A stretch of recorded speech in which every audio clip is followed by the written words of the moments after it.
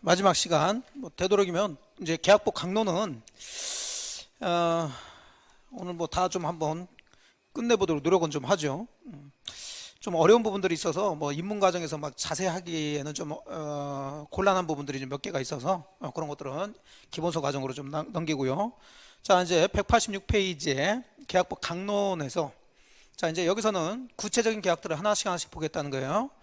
세 개 봅니다. 매매, 교환, 임대차인데 주로 시험은 매매 계약하고 임대차에서 많이 나와요. 자, 그럼 첫 번째 이제 매매를 보시는데 매매에 의해서 563조 조문 하나 읽어보시면 매매라는 것은 당사자 일방이 재산권을 상대방한테 이정할 것을 약정하고 재산권, 권리예요, 권리. 그러니까 우리는 보통 땅을 판다 또는 아파트를 판다 그러지만 사실은 법에서는 그 부동산이 문제가 아니라 그 부동산에 있는 물건에 있는 권리를 다른 사람한테 넘기는 거죠. 그래서 일방이 재산권을 상대방한테 이전할 것을 약정하고 대신에 상대방, 즉 사는 사람은 그 대금을 지급할 것을 약정함으로써 효력이 생기는 거죠. 첫날 제가 이거 조문 말씀드렸던 거죠. 그러니까 꼭 계약서를 작성해야 계약이 성립되는 건 아니다. 아까 얘기했던 거고. 자, 매매 성립에서는 읽어보시고, 자, 03번 내려가면 계약금 얘기가 나오죠. 그리고 계약금이 또 자주 나와요. 양이 많지도 않고 어렵지도 않은데 계약금 자주 나옵니다. 그러면 또 테마로 해서 조금 깊이 들어가 봐야죠. 자, 계약금 얘기는 많이 들어보셨을 거고요. 갑과 을이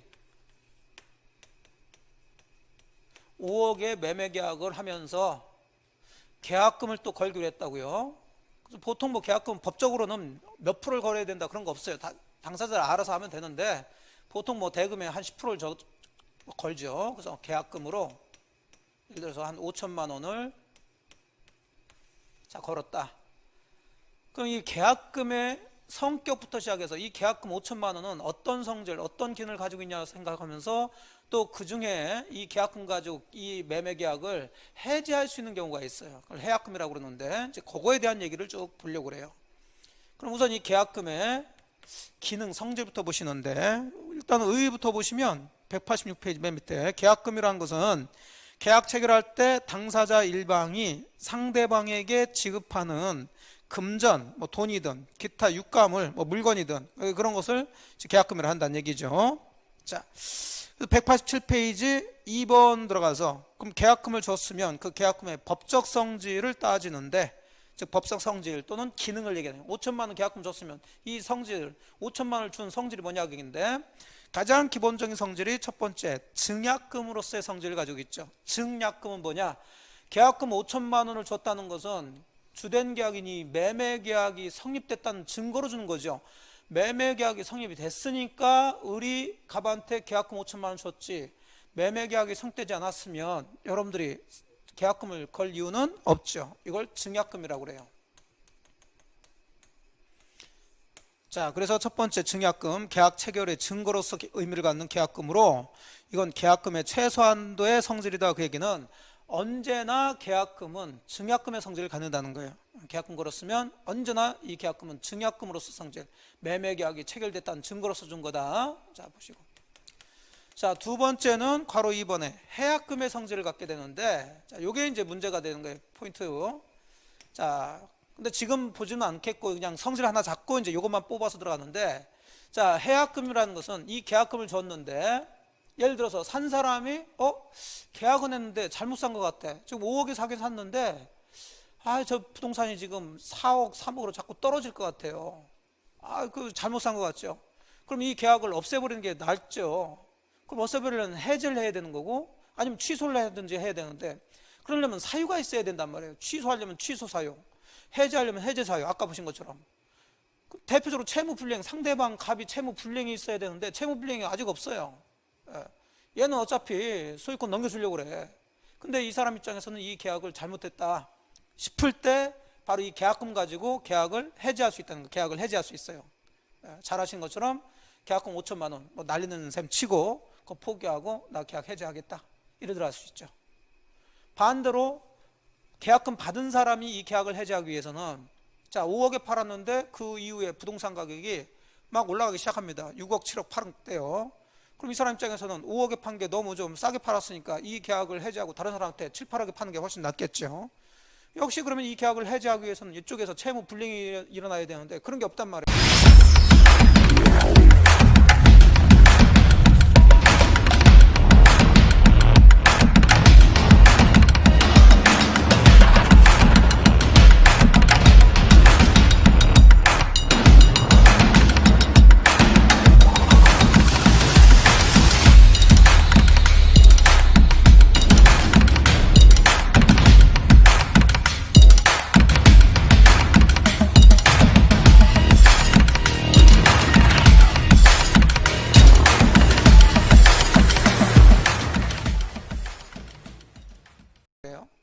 그런 게 없다 하더라도 지금 받은 계약금이 있으니까 이걸 가지고 계약을 해지할 수 있죠.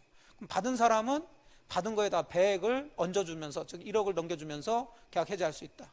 이런 걸 해약금이라고 그래요. 그러면 이 계약금은 일단 가장 기본적인 성격으로는 증약금의 성질을 갖고 있고, 그 다음에 해약금의 성질은 이 계약금을 해약금으로 하자라고 약정을 해야 해약금이 되는 게 아니고 그냥 계약금 걸었으면 해약금의 성질을 갖게 돼요. 근데 증약금의 성질은 언제나 항상 증약금의 성질을 갖지만 계약금이 해약금이 되는 것은 언제는 아니고, 당사자가 계약금을 걸면서 이 계약금 가지고는 계약을 해지하지 않기로 합시다, 이런 특약을 했다면 이 계약금은 해약금이 안 돼요. 굳이 해약금으로 하자라고 특약을 해야 해약금이 되는 건 아니지만, 자 반대로 계약금 걸면서 이건 해약금이 아니다라고 특약을 상대방하고 같이 했다면 이건 해약금이 아니라는 거죠. 그러면 그런 특약이 없으면 계약금은 뭐가 되는 거예요? 해약금으로 추정을 해주죠. 추측을 해준다는 거예요. 그러니까 쉽게 해서 계약을 하면서 계약금 걸고 아무 얘기 없었다 그러면 그건 기본적으로 증약금과 해약금의 성질을 갖는다는 거죠. 자, 가로 3번 내려가셔서 또 이 계약금은 위약금으로서의 성질을 가질 수가 있는데, 그 위약금의 의미는 말 그대로 계약을 위반한 거죠. 그럼 누군가가 계약을 위반했겠죠. 자, 그렇다는 것은 기본적으로 계약을 위반했으면, 예를 들어서 의리 계약을 위반했다 그러면 이쪽에서는 이 계약을 해지하고 채무 불이행했으니까 손해배상 청구할 수 있는데, 그 손해배상 액수가 문제가 되는 거죠. 손해배상 청구는 그냥 하는 게 아니라 자기가 이만큼 손해가 발생됐다는 걸 증명하면서 내가 이만큼 손해가 있으니까 그만큼 돈으로 줘라, 이렇게 청구하는 건데, 그 손해 발생했다는 것을 증명하기 어려우니까 미리 그냥 나중에 네가 계약을 위반했으면은 그 손해배상금을 그냥 이 계약금 5천만 원으로 하기로 하자 라고 약정을 하게 되면 그 계약금은 또 그 위약금의 성질을 갖게 되는 거예요. 그러면 위약금이 되는 것은, 계약금이 위약금이 되는 것은 자동으로 되는 게 아니라 그렇게 하기로 하자라고 당사자가 약정을 해야 돼요. 약정. 위약금 약정이 있을 때 위약금이 되는 거죠. 현실에서는 보통 이제 계약금 걸면 그 중개업소에서 계약하는 계약서에는 위약금을 하기로 하겠다는 별도의 특약이 있어요. 그래서 보통은 계약금을 하게 되면 증약금, 해약금, 위약금 성질을 다 갖게 되지만, 자 법적으로 따져야 된단 말이에요. 우리는 공부를 이제 하실 때 또는 시험 문제 풀 때는 계약금을 줬다 그러면은 증약금의 성질을 언제나 가지고 있죠. 해약금은 다른 특약이 없으면 해약금으로 추정하니까 아무 얘기 없으면 해약금이 될 수 있다는 거예요. 그럼 반대로 해약금으로 하지 않기로 하는 특약이 있으면 그 특약은 유효하다는 얘기죠. 하지만 위약금은 아무 얘기 없이 계약금 줬으면 위약금이 되는 게 아니라 이건 별도로 위약금으로 하기로 한 약정, 특약이 있어야 된다. 특히 이제 요거 시험 문제 풀 때 무조건 현실적으로 여러분이 계약해봤다고 해서 계약금은 위약금이다 이렇게 푸시면 안 돼요. 문제에서 위약금 특약이 있냐 없냐에 따라서 그 계약금은 위약금이 될 수도 있고 안 될 수도 있고 그렇다는 거죠. 자, 일단 계약금의 성질로는 이 세 가지를 가질 수 있는데, 그 중에 중점적으로 보는 것은 이 해약금이에요. 해약금. 그래서 다시 괄호 2번에 그 해약금의 내용들이 이제 쭉 나와 있죠. 자, 해약금은 계약의 해제권을 유보하기 위해서 수수된 계약금으로 성격을 말한다. 민법은 원칙적으로 계약금을 해약금으로 추정을 해주죠. 그러면 이 해약금은, 자 아무 문제가 없다 하더라도 이 계약금을 가지고 이 계약을 일방적으로 해제할 수 있다는 얘기인데, 자 해제하는 시점은 아무 때나 할 수 있는 게 아니라 일방 당사자 누구든지 이행 착수하기 전에 이 계약금 가지고 해제할 수 있다는 거예요. 그러니까 법조문상 보시게 되면 계약금을 줬으면, 자 양쪽 중 누가 일방이 이행 착수할 때까지 준 사람은 이 계약금을 포기하고 받은 사람은 배액을 상환하면서 계약을 해지할 수 있다. 이렇게 이제 조문이 나와 있죠. 그게 동그라미 1번 얘기예요. 그래서 당사자 일방이 뭐 할 때까지? 이행 착수할 때까지 교부자 준 사람은 이를 포기하고 수령자 받은 사람은 그 배액을 상환해서 그 매매 계약을 해지할 수 있다. 자, 그러면 문제는 이제 그 계약금 가지고 해지하는 방법인데 준 사람은 자 이제 이것만 보면 되니까 준 사람은 이미 줬으니까 그냥 나 포기하고 해지하겠다 이렇게 하면 이제 계약은 해지하는 건데 문제는 받은 사람이 해지하기 위해서는 그냥 나 해지하겠다 하면 안 되고 돌려줘야 되는데 그것도 받은 것만 돌려줄 게 아니라 배액이니까 여기는 1억을 돌려줘야 되죠. 배액. 자, 문제는 이제 여기서 생기는 거예요. 받은 사람이 이 계약을 해지하고 싶어 5억에 판 게 너무 싸게 팔았어요. 자, 그래서 요 받은 계약금의 배액인 1억을 만들어 가지고 자 이걸 주면서 나 이 계약 해지하겠다. 자, 이러니까 을은 이거 나 안 받겠다 이러더라는 거죠. 자, 을의 입장에서는 이 계약을 계속 유지하고 싶다는 거죠. 현실적으로 그런 일이 많이 일어날 수 있죠. 지금 5억에 샀는데 지금 7억 8억 되고 있는데 이 사람은 계속 계약을 유지하고 싶겠죠. 근데 얘는 계약을 해지하고 싶어서 받은 계약금의 1억 즉 배액을 상환해서 을한테 나 계약 해지하겠다 하는데 얘가 안 받더라는 거죠. 자, 이럴 때 문제가 돼요. 그러면 이 사람이 이 1억을 안 받았으니까 이 매매 계약은 해제가 안 된 거냐 아니면 1억 배액 제공했으니까 해제된 거냐 이게 문제가 됐다는 거죠. 자, 그러면 법에서는 그런 게 없어서 이게 문제가 돼서 소송 들어왔을 때 자 여러분이 한번 생각해 보세요. 항상 균형을 맞춰줘야 돼요. 을이 계약 해지할 때는 이미 준 거 그냥 포기하고 나 계약 해지하겠다만 하면 해제가 되는데 갑이라는 사람 받은 사람이 요걸 계약 해지하기 위해서는 자 1억을 얘가 받아야지만이 자 얘가 해지하겠다는 의사표시하면서 얘가 받아야지 해지하겠다 그러면은 이쪽에서는 이 계약을 해지하기가 굉장히 어렵겠죠. 얘가 안 받아버리면 계약을 해지가 못한다는 얘기가 되니까 그러니까 굳이 받을 필요는 없고 요 계약금 받은 사람 수령자가 계약을 해지하기 위해서는 배액을 제공하면 돼. 제공. 얘 앞에 야 너 받아 이제 그리고 나 계약 해지할 거야 의사표시하면 되는 거지. 얘가 받든 안 받든 이건 아무 상관이 없다는 거죠. 제공만 하면 된다는 거죠. 그래서 배액 제공을 하면 되는 거지 상대방이 안 받는다고 이 배액을 법원에 공탁까지 할 필요는 없다는 거죠. 자, 이거 좀 주의해서 보세요. 자, 그게 동그라미 2번 얘기죠. 수령자가 즉 받은 사람이 배액을 상환함에 있어서는 이행 제공이 있어요. 제공만 하면 돼요. 하지만 상대방이 수령하지 않는다고 해서 공탁까지 할 필요는 없다. 자, 보시고. 자, 3번은 그러면 요 준 사람은 포기하고 계약을 해지하고 받은 사람은 배액을 제공하고 계약 해지하겠다. 자, 굉장히 간단하게 해지할 수 있는 방법이죠. 뭐 채무 불이행이나 무슨 사유가 없다 하더라도.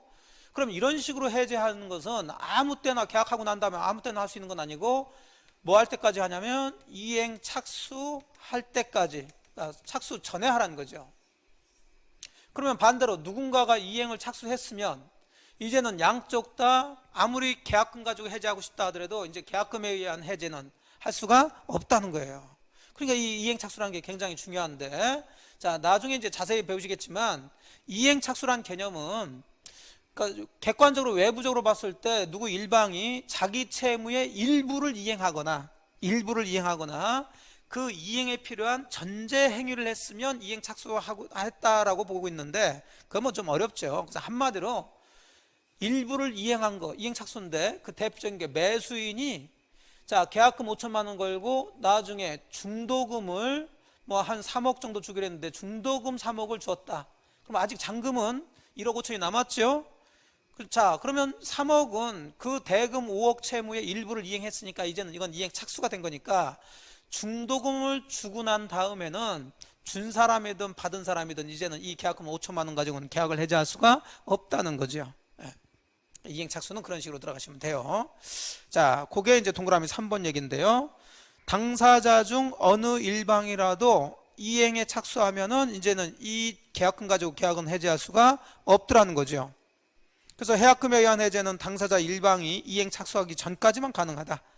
자, 따라서 매수인이나 매도인 중 일방이 이행 착수를 했다면 해약금의 해제는 허용되지 않는다. 뭐 쓴 얘기 다시 썼는데 결국 이행착수 대표적인 거 뭐 지급한 거예요? 중도금 지급한 거. 자, 이렇게 들어가시면 돼요. 중도금 지급한 거. 그러면 중도금 지급했으면 되는 거니까 만일에 10월 1일 날 매매 계약을 하고 계약금 5천만 원 걸고 10월 20일 날 중도금 3억을 주기로 하고요. 11월 1일 날 잔금 1억 5천 주기로 이렇게 약정했는데 그러면 10월 20일 날 중도금을 줬으면 그 이후부터는 이제 이 계약금까지 해지할 수 없다는 얘기인데 자, 요 사람이 산 사람 입장에서는 보니까는 이 부동산 가격이 막 오를 것 같은 정보를 좀 입수했어요. 그 얘가 1억 주면서 계약을 해지할 것 같으니까 얘가 원래 10월 20일 날 중도금을 주기로 했는데 미리 땡겨서 10월 10일 정도 해가지고 자기가 돈이 생겼으니까 중도금 주겠다. 자, 그러니까 얘가 받았더라는 거죠. 자, 이것도 그럼 이행착수에 해당돼서 그럼 10월 10일 이후에는 이 계약금 가지고 해지할 수 없냐 그 얘기인데 그렇죠. 중도금 주는 기일을 정해놨다 하더라도 그 정해진 기일보다 먼저 땡겨가지고 이행에 착수했다 하더라도 그건 이행 착수니까 그 이후부터는 계약을 해지할 수는 없다. 저희 교재는 안 나왔지만 가볍게 보시고. 자, 이제 이 해약금 가지고 계약을 해지했어요. 이행 착수 전에 얘는 포기하고 해지하든지, 자, 매도인은 배액을 제공하면서 해지하든지, 자, 해지했으면 해지의 효과가 또 항상 마지막은 이걸 따진다고 그랬죠. 그럼 법정 해제 효과하고 비교해서 들어가시는데, 자, 법정 해제 효과의 첫 번째, 계약은 소급적으로 소멸된다고 그랬어요. 여기도 똑같아, 해제니까. 처음으로 올라가서 계약은 실효가 됩니다. 이건 문제가 안 되는데, 자, 법정 해제를 하게 되면 양 당사자가 서로 주고받은 게 있으면 다시 되돌려줘라 해서 원상회복 의무가 있다고 그랬는데요. 자, 지금 계약금에 의해서 해제하는 걸 보니까 계약금에서 해제했다는 것은 이행 착수하기 전에 했다는 얘기니까 계약금 외에는 서로 주고받은 게 있다 없다? 없어요. 없으니까 여기서는 원상회복이라는 게 나오면 안 돼요. 여기는 아주 장난 많이 치죠. 왜? 우리가 앞서 보셨던 법정 해제에서는 원상회복 의무라는 것을 배우시게 되는데 그거하고 연결해서 지금 옆에서 조금 있다가 이제 배우시다 보니까 계약금에 의한 해제도 소급적으로 실효가 되니까 원상회복 의무가 발생한다.